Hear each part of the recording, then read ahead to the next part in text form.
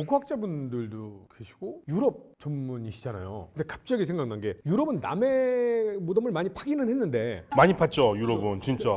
본인들은 안 파였잖아요. 근데 유럽도 도굴이 있어요. 도굴이라기보다는 혁명 때 제일 많이 파헤쳤죠 사실. 프랑스 혁명 때 도굴을 했어요. 그 당시에 뭐 왕들의 무덤이라든가 교회 성인들의 무덤들을 다 파헤쳤으니까 그때. 부장품들이 그쵸. 있어요. 있었는데 다 꺼내갖고서 뭐 다 흩어뜨리고. 그 정말 프랑스가 뭐 예를 들어 나폴레옹이 이집트 가가지고 뭘 해서 뭐 파헤쳤다 이런 얘기는 들어봤어도 프랑스 무덤이 파헤쳐졌다는 얘기를 들어본 적이 없는 것 같아요. 왕들의 무덤은 혁명 때 거의 대부분 다 파헤쳐졌어요. 어떻게 생겼어요? 프랑스 무덤은? 프랑스 무덤은 일단 묘지 자체가 사실 이게 문화의 차이인데 소각장이라든가 화장장 아니면 묘지를 어디에다 설치하겠다라고 하면 그 주변 주민 난리가 나잖아요.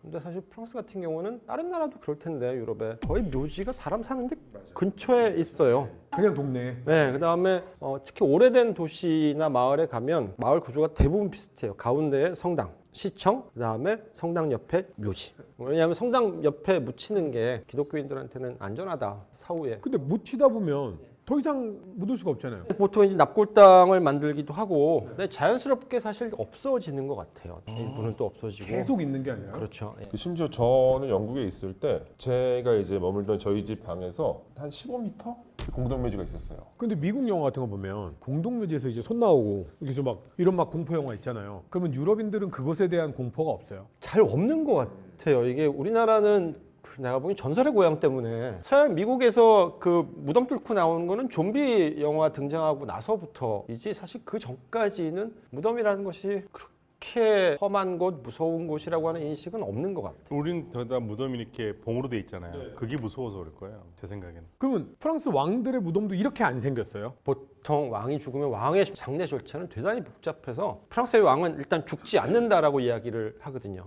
선왕과 그 다음 왕이 계승되는데 보통 단절이 있어야 되는데 이 단절이 없다라고 얘기를 해요. 사실 왕이 죽으면 일단 다 비워요. 그러니까 방부 처리를 뭐 이집트랑 비슷하네요. 레몬그라스, 뭐 바질, 뭐 이런 허브로 쫙 채우고 허브를 넣어요 여기다가? 네, 장기는 나눠요. 나눠서 심장 따로 뭐 해서 왕이 평소에 즐겨 가던 또는 아끼던 총애하던 뭐 수도원이라든가 아니면 지방의 교회나 이런 데 나눠주고 진짜 이집트랑 약간 비슷한 그다음에 면이 보통 심장은 파리 루브르 바로 옆에 있는 성당에 역대 왕들의 심장을 따로 모셔두는 곳이 있고 왕의 시신은 파리 북쪽에 있는 생덴이라고 하는 성당이 있거든요. 대성당 거기에 이제 쫙 모여 있죠. 근데 거기에는 사실 가면 볼 수는 있어요. 근데 실물은 못 보고 왕과 똑같이 생긴 인형을 만들어서 석관 위에 만들어 놔요. 그 밑에 석관에 석관 아래에 이제 시신이 있었는데 프랑스 혁명 때 그걸 다 왜냐하면 왕정의 역사를 지워버리려고 했으니까 다 끄집어내죠. 그러면 이제 더 이상 프랑스의 왕의 시신 하나도 없어요. 그렇지는 않은 것 같아요. 일부 수습해 있고 용케 살아남은 것도 있고. 그러면 프랑스 왕의 시신이 있는 그 성당에 가면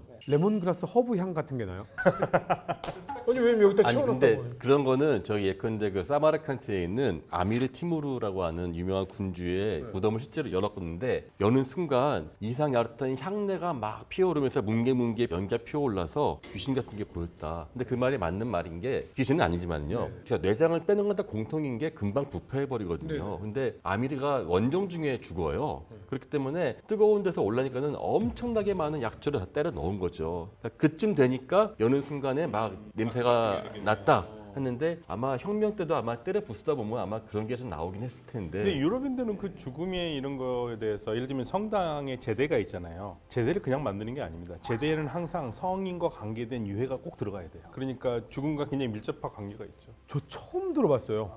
프랑스 왕이 죽으면 장기를 꺼내서 어디는 성당에 보내고 뭐 심장은 어디 성당에 보내고 시신은 안에다가 레몬그라스랑 허브 채워가지고 저 이거 처음 들어봤어요. 그게 사실 성인들도 마찬가지거든요. 성인들도 죽으면 그냥 남는 게 없어요. 정말 알뜰살뜰하게 머리카락, 손톱 뭐 다 해갖고서 자기 친구한테 나눠주고 조카한테 나눠주고. 네. 시신을요? 왜냐하면 그게 영빨이 있다라고 믿어. 그렇죠. 영빨. 영팔이 있다고. 영험한 효과가 있다라고 믿었기 때문에 그것 때문에 이제 순례가 발달하기 시작한 거고. 그러니까 프랑스가 그래서 로마 카톨릭의 큰 딸이잖아요. 프랑스를 로마 카톨릭의 큰 딸이라고 부르는데 천주교는 전통적으로 사람이 죽어도 등급이 있어요. 정동에 있는 성공회 그 건물에 보면 그 주교님이 복도 밑에 시신이 있다고 하더라고요.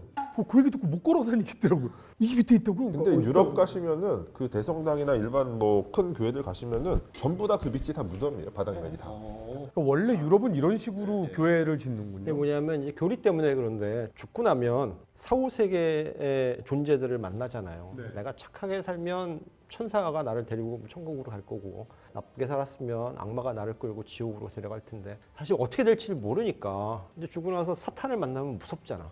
어디가 제일 안전한가를 찾는 거예요. 교회 옆에 묘지가 있는데 저기는 뭔지 불안해 보여. 근데 난 재산도 있고 사회적인 지위도 있고 그래서 교회에다가 재산을 뭐 헌납하고 나 좀 안전한 데다가 세대 및 그쵸 분양을 받는 거죠. 가장 안전한 곳이 네. 바로 교회 밑이다. 그러니까 저도 청소년기에 명동성당을 다녔는데 명동성당 지하 성당에 그 유해들이 있었어요. 그래서 거기 성당에서 미사는 무서웠어요. 저는 제 성당 들어가는 게. 발밑에 무덤 있다고 무서워하시는데 대부분의 우리 아파트들, 뉴타운들 전부 다 공동묘지 밑이에요. 그래서 예컨대 저 학교에 있는 회기동 있지 않습니까? 원래 거기 조선시대 무덤이었거든요. 그리고 은평 뉴타운이어서 진관동. 그 원래 모든 우리나라 법은요. 모든 뉴타운이나 건설하려면 발굴을 해야 되는데 진관동에서 약 5,000개 정도 나왔어요. 조선시대 무덤이. 신내동은 200개. 그럼 다른 데는 안 나오냐? 다 나오죠. 저희도 그냥 발 자체가 다 우리 그냥 조상님들의 숨결이 같이 숨쉬고 있다.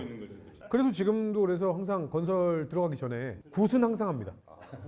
굿은 항상 하고 들어갑니다. 사실은 옛날에는 이게 보이지 않으면 그냥 다 건설을 했었는데요. 지금은 무조건 다 발굴을 하기 때문에 심지어는 일제강점기 때에 있었던 무덤들도 다 온전하게 발굴을 해서 모셔놓고 건물을 짓습니다. 진시황릉 발굴이 멈춰 있는 상태잖아요. 아니 하고 있습니다. 계속 하고 있어요. 진시황릉 자체는 물론 안 건드리고 있는데 옆에 병마용들은 계속 지금 조금씩 하고 있어요. 진시황릉 본릉은 혹시 발굴 계획이 있어요? 없어요. 없죠. 없고 굳이 한다면은 비파괴를 해가지고 위에서 탐침을 찔러서 하는 것들 할 수도 있는데 그것도 확실한 기술이 나오기 전까지는 할 수가 없고 기본적으로 이 높이가 7, 80m고 아마 지하까지 합치면 100m 이상 뚫어가야 좀 나오기 때문에 현대과학으로 과연 그것을 비파괴로 탐침으로 해서 할 수 있는 기술은 나올 것 같지가 않고요. 그런 말 유명한 말이 있어요. 이 병마용만 다 파도 아마 2000년쯤은 갈 것이다. 있는 거예요. 예. 근데 그쯤 되면은 땅을 파는 우리 고고학자가 유물이 되어 있을 것이다. 예. 인류가 사라질 수도 있죠. 중국 왕릉 중에 예를 들면 우리한테 굉장히 유명한 그 왕들 있잖아요. 뭐 삼국지에 나오는 뭐 왕들이라든가 그 왕들이 발견된 적이 있어요. 대부분 없고요. 장군들 예컨대 관우나 장비 같은 경우는 장비는 중간에 목이 잘려가지고 가기 때문에 이제 사라져버리고 왕의 무덤이 남으려면은 투탕카멘처럼 어려서부터 이미 왕이어서 르을 준비해야 되는데 삼국지 영웅들은 대부분 전쟁을 하거든요. 그러니까 언제 전장을 바쁜데 언제 자기 무덤을 만들겠어요. 그래서 제갈량도 죽을 때 이제 유언을 하기 이렇게 했다고 합니다. 내가 죽으면은 나를 그 4명의 군사가 메고 가게 하다가 끈이 끊어지면 자연스럽게 그냥 거기다 묻어버려라 라고 했었답니다. 장군이 어떻게 릉을 남기겠어요? 조조 무덤도 안 나왔어요? 조전 나왔죠. 조조 나왔죠. 조조는 나왔는데 2009년도에 이제 나와가지고 중국 내에서는 이미 조조가 맞다라고 이야기했는데 여전히 저를 비롯해서 많은 해외학자들은 좀 앞뒤가 안 맞는 게 많다. 왜냐면 일단 조조가 타짜의 대사 야 그 양반은 갈 때도 참 예술처럼 가신다고. 조조는 평생 도굴을 한 것으로 유명했거든요. 오죽하면 군대 조직에도 아예 도굴 부대가 있었어요. 근데 본인도 알잖아요. 죽을 때 나 이제 도굴될 것 같다라고 해서 사방에 가짜 무덤을 만들었었다는 것이 이제 널리 알려져 있는데 실제 이 사람도 하남성에 있는 그 서고열천이라는 데서 나왔는데 너무 무덤에 도굴이 심한 거예요. 아예 구멍이 뻥 뚫려 있고 사방에서 이제 마치 무슨 독을 실습 나온 사람처럼 막 들어가서 하고 나중에는 하다 안 되니까는 벽에 이제 화상석이라고 해서요 벽체에 붙어 있는 그림들까지도 떼오는 거예요. 그래서 발굴을 했는데 그 밑에 바닥에 유물들은 거의 나온 게 없고 이렇게 유물 오면은 태그처럼 있지 않습니까? 돌로 만든 석표가 있어요. 거기에 이제 위무왕이 여기 묻혀 있다 뭐 해가지고 이제 조조가 맞다라고 하는데 저는 좀 그게 왜 이 사람이 살아있을 때의 명칭과 죽어있을 때 명칭이 같이 있어요. 태그에.